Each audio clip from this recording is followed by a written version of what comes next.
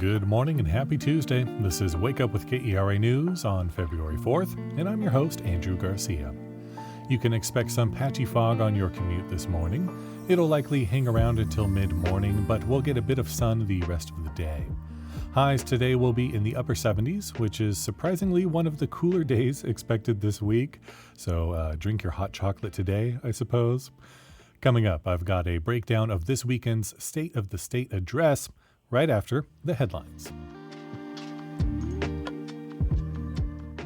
The city of Arlington's hoping that grants will help the city weather a potential $21.5 million shortfall. One federal grant the city's applying for would help pay for improvements on Park Road Drive and a railroad crossing study. That study would focus on street-level crossings near downtown. The budget problems Arlington's experiencing are due in large part to changes at the Tarrant Appraisal District.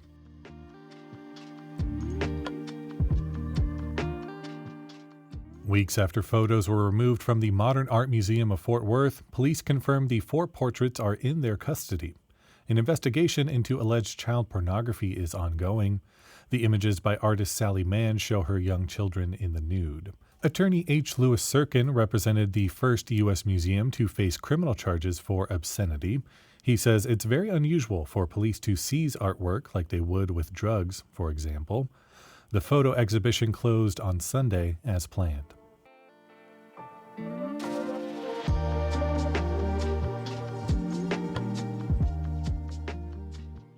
Governor Greg Abbott laid out a list of priorities he wants Texas lawmakers to tackle during his State of the State speech on Sunday night. Among them, a school voucher-like program and lowering property taxes. It was also the Republican leader's last State of the State before he's up for re-election in 2026. For more on the speech and the governor's official emergency items for the 89th legislative session, the Texas Standard's David Brown sat down with Blaise Gainey and Lauren McGahee from the Texas Newsroom. Lauren, I want to ask you, what stood out to you from the governor's remarks tonight? Yeah, some really interesting priorities. Some of the ones that maybe haven't gotten as much attention in the past. You know, we know the governor wants school choice vouchers, depending on what side of the table you sit on.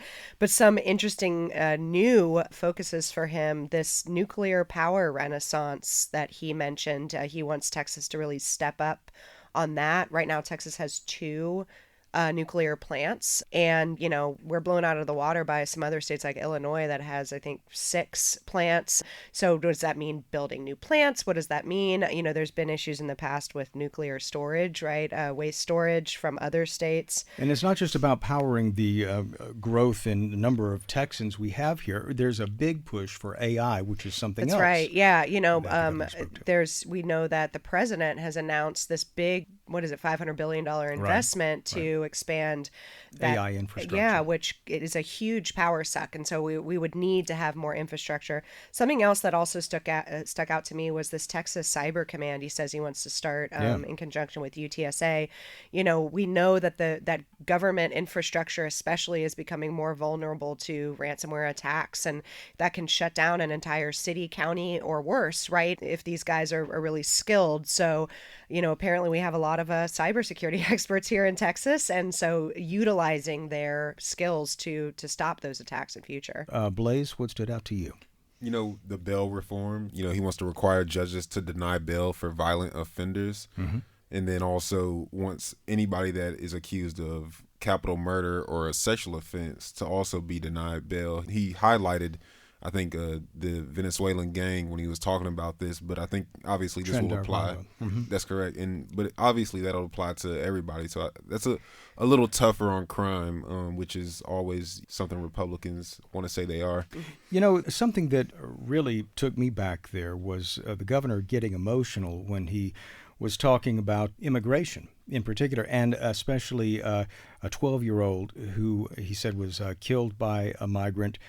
He's actually asking the legislature for some very specific action there, Lauren, right? Yeah, not a ton of meat on the bones of it, but he did say that, anyone who is convicted of killing a child like this child that was allegedly killed by this Venezuelan gang should be subject to the death penalty, automatic death penalty.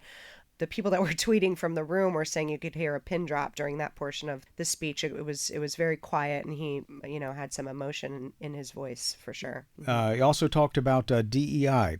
diversity, equity, and inclusion. During the previous legislative session, the 88th session, the governor pushed through changes to DEI and DEI programs in colleges and universities. Yeah. Wants to take that a step further, it sounds like, Blaze. Yeah, he says he wants to do it now through K through 12 schools, although he also didn't necessarily take the focus away from colleges by saying now he wants to target in on specific hiring powers, I guess, of professors. I just want to say that really stuck out to me too, because faculty are often involved in hiring. They maybe it's different at every school, but maybe they have a faculty senate or they have a faculty panel that's put together, or at least they're reviewing CVs and resumes. So I'd like to read the details of that. Is that just going to be that this hiring is solely in the hands of a dean or something, or in Governor Abbott's view, is that not even appropriate? Who's going to actually have to undertake that? Because that's at a big school, that's a major function of the university. That was the Texas Standard's David Brown speaking with Blaze Gainey and Lauren McGahee from the Texas Newsroom.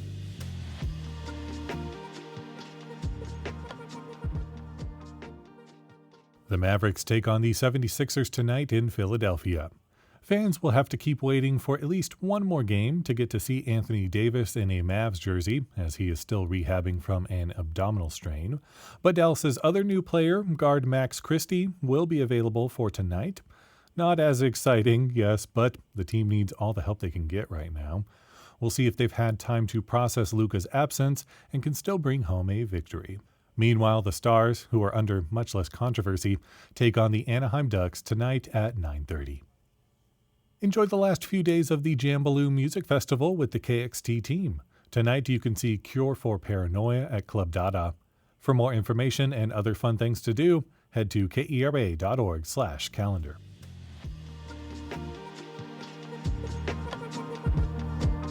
Thanks for listening to Wake Up with KERA News. I'm your host, Andrew Garcia.